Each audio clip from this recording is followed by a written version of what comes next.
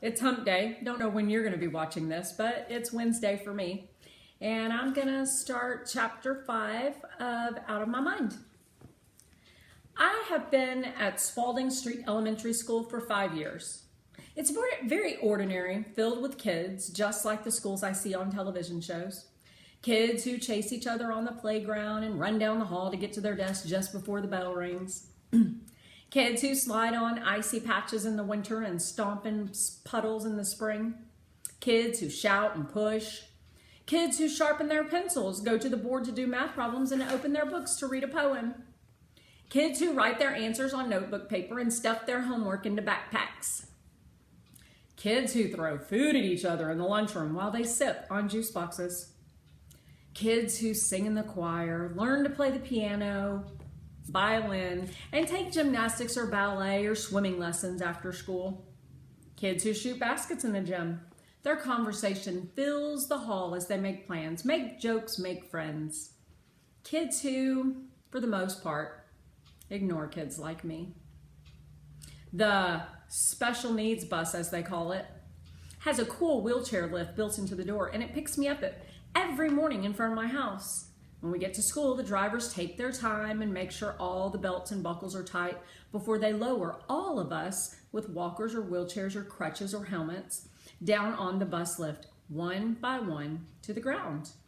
Then an aide will roll us or help us walk over to a waiting area. When the weather is bright and sunny, we sit outside the school. I like to watch the regular kids as they play foursquare while they wait for the bell to ring. They look like they're having so much fun. They ask one another to play, but no one's ever asked any of us. Not that we could anyway, but it would be nice if somebody would say, "Hi." I guess the foursquare players must think we're all so backward that we don't care that we get treated like we're invisible. I was so excited when Mom first enrolled me there. I thought I'd learn new things every day. But mostly, it was just simply something to do that took up time and got me out of the house. In second and third grades, I probably learned more from the sci-fi or Discovery channels than I ever learned at school. My teachers were nice most of the time, but they would have needed x-ray vision like Superman to see what was in my head. I am in a special program with other children with what they call disabilities.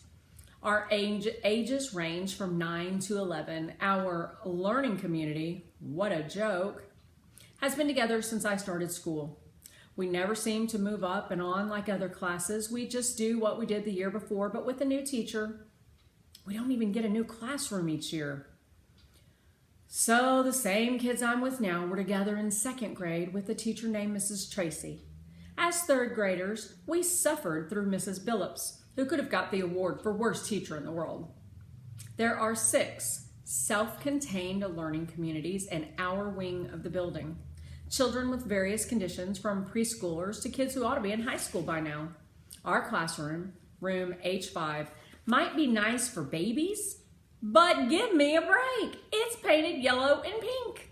One wall is covered with a sun with a happy face, a huge rainbow, and dozens of flowers, all with smiley faces. The other wall is painted with happy bunnies, kittens, and puppies. Bluebirds fly all over a sky with perfect white clouds. Even the birds are smiling. I'm almost 11 years old, and if I have to look at puppies in paradise one more day, I think I'll puke. Ashley, the youngest in our group, actually does puke quite a bit. She's 9, but she could pass for 3. She has the smallest wheelchair I've ever seen. She's our fashion model. She is just plain beautiful. Movie star eyes, long curly hair, and a tiny pixie nose. She looks like a doll that you see in a box on a shelf, except she's prettier. Her mother dresses her in a perfectly matching outfit every day. If she has on a pink shirt, she wears pink slacks, pink socks, and 2 tiny pink bows in her hair. Even her little fingernails have been done to match. When we do what the teachers and therapists call group activities, it's hard for Ashley to participate. Her body is really stiff and it's tough for her to reach or hold or grab anything. Every Christmas, they make the kids in H5 decorate a stupid 6-foot styrofoam snowman. I don't know what the children in the regular classrooms get to do, but I know it's close to holiday time when whatever teacher we have that year pulls this thing out of the closet. Mrs. Hyatt, the kindergarten teacher, loved that messed up snowman, just 3 huge balls of yellowing styrofoam stuck together with pins and pipes. "Let's decorate, children," she said in her squeaky and annoying voice. "We are going to place decorations with Velcro or toothpicks or glue, whatever works on Sydney, our H5 holiday snowman." I don't know how old the snowman was at that point, but poor Sydney could not stand up straight. It leaned like a drunk who needed the wall to hold it up. Mrs. Hyatt gave us green snowflakes. Green. Now, personally, that's my favorite color, but I don't know that these kids like it. We were the dumb kids.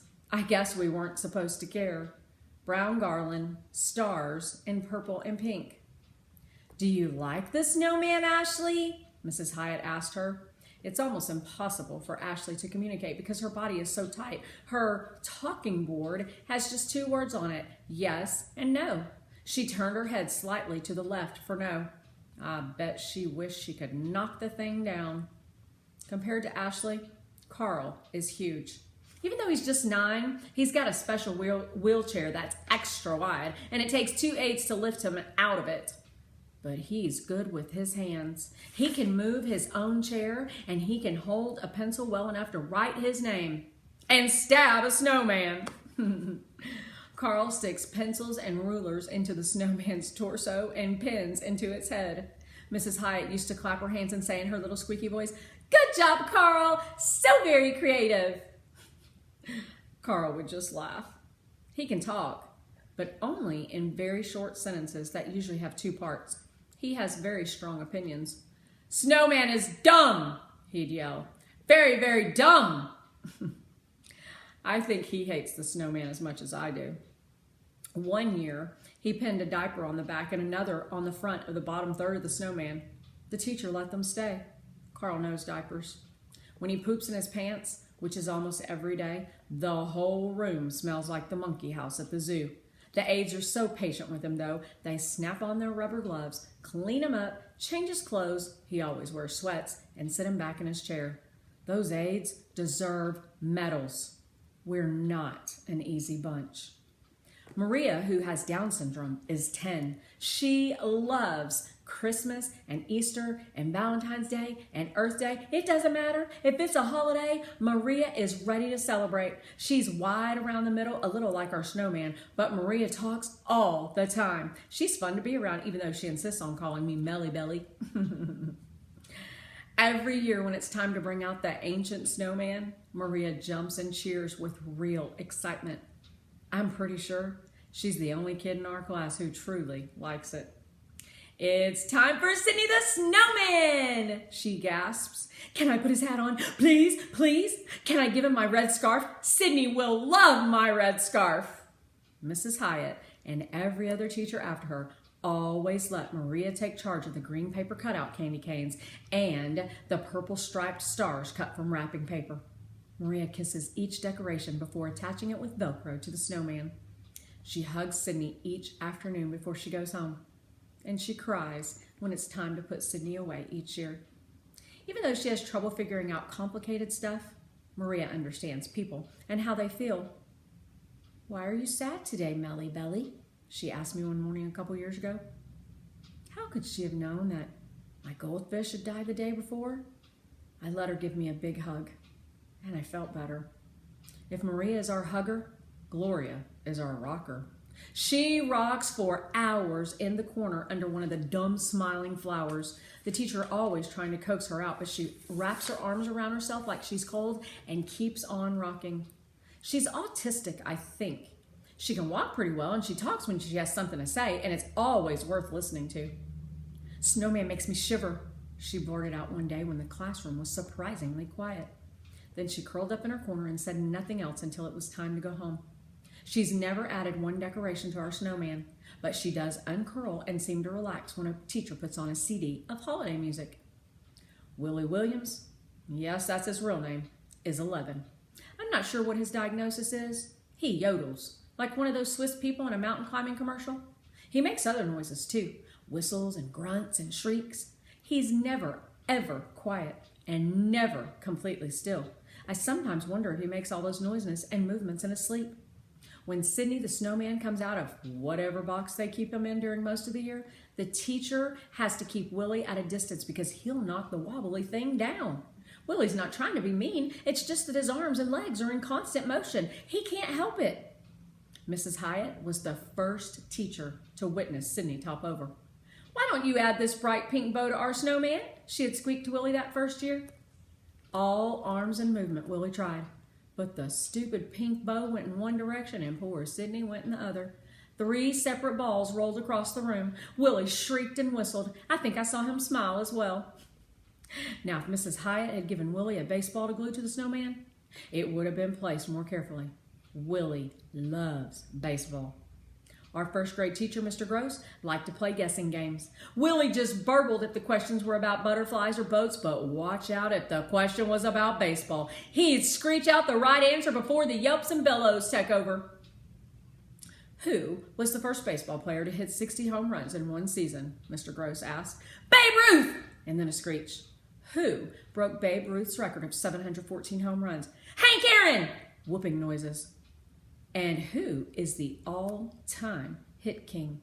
Mr. Gross seemed to be astonished at Willie's knowledge. Pete Rose! 4256, eek! And who holds the lifetime touchdown record? Silence. Not even a squeak. Willie doesn't bother with football or snowmen. Sometimes when I look at Willie, though, I get the feeling that he really wishes he could be still and silent. I watch him as he closes his eyes, frowns up his face, and concentrates. For just a few minutes, he's quiet. He takes a deep breath like a swimmer coming up for air. And when he opens his eyes, the noises start all over. And then he always looks sad. Jill uses a walker because her left foot drags a little as she walks. She's thin and pale and very quiet. When Sydney comes out for the season, Jill's eyes are almost always blank. It's like the light has been clicked off. She cries a lot. Mr. Gross used to put decorations in her hand and try to make it easy for her to join the activity, but it was like, just helping a store mannequin. I heard an aide say that she was in a car accident when she was a baby. I think that's awful.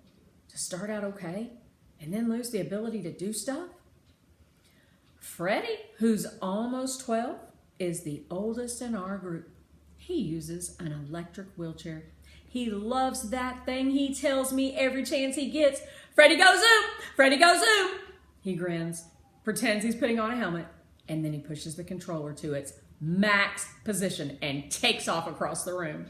Of course, his speed control has 2 settings, slow and slower. But to Freddie, he's at the racetrack. He zooms his electric chair around the raggedy old snowman, tossing Velcroed stars and bells at it, asking, Snowman go zoom zoom! Well, after Willie sent it flying and Carl tried to stab it with pencils, I guess it was a fair question. Every year, Freddie adds his own touches to the snowman. NASCAR and NASA decals like the ones on his chair. If you ask Freddie what day it is, he can't tell you. But if you want to know who won the Daytona 500, Freddie will know. And then there's me. I hate the stupid snowman, but I toss tinsel at it like they asked me to. It's easier than trying to explain. I have a large plexiglass tray that fastens to the arms of my chair. It serves as a food tray as well as a communication board. When I was younger, Mom pasted dozens of words on it, but I was still limited to only a handful of common nouns, verbs, and adjectives, some names, and a bunch of smiley faces. There are also a few necessary phrases like, I need to go to the bathroom, please, and I'm hungry. But most people, even little kids, need to say more than that in a day. Duh! I've got please and thank you, yes, no, and maybe close together on the right-hand side. On the left are the names of people in my family, kids in my class, and teachers. The name Sydney is not included. There's an alphabet strip at the top so I can spell out words and a row of numbers under that. that I can count or say how many or talk about time. But for the majority of my life, I've had the communication tools of a little kid on my board. It's no wonder everybody thinks I'm retarded. I hate that word, by the way. Retarded? I like all the kids in room H5, and I understand their situations better than anybody, but there's nobody else like me. It's like I live in a cage with no door and no key, and I have no way to tell someone how to get me out. Oh wait, I forgot about Mrs. B. I can't imagine how that must feel for her. She has all this knowledge inside her head and no way to get it out.